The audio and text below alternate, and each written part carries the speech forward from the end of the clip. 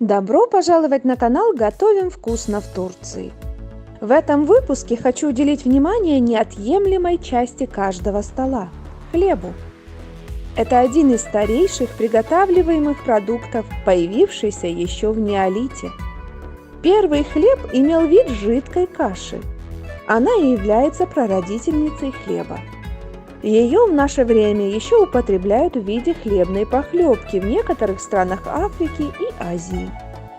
Немного позже собранные злаки начали нагревать на разогретых камнях, которые помещали в вырытые для этого ямы, для облегчения изъятия зерен. Случайно обнаружилось, что раздробленные поджаренные зерна, смешанные с водой, намного вкуснее той каши, которую употребляли из сырых зерен. Это и было вторым открытием хлеба.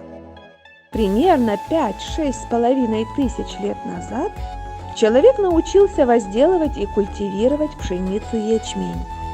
В то время изобрели ручные мельницы, ступки, родился первый печеный хлеб.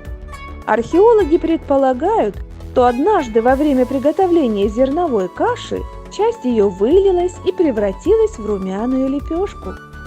Своим приятным запахом, аппетитным видом и вкусом она удивила человека. Тогда-то наши далекие предки из густой зерновой каши стали выпекать пресный хлеб в виде лепешки. Прошло еще много времени, и свершилось еще одно чудо. Древние египтяне научились готовить хлеб со сброженного теста. Благодаря недосмотру одного раба, готовившего тесто, оно подкисло, и чтобы избежать наказания, он все же рискнул испечь лепешки. Получились они пышнее, румянее и вкуснее, чем из пресного теста. А также хлеб был незаменимой частью и в османской кухне. Его в больших количествах употребляли люди из всех социальных слоев общества. У богатых хлеб был приятным дополнением к основным блюдам, у бедных же он сам и являлся главным блюдом.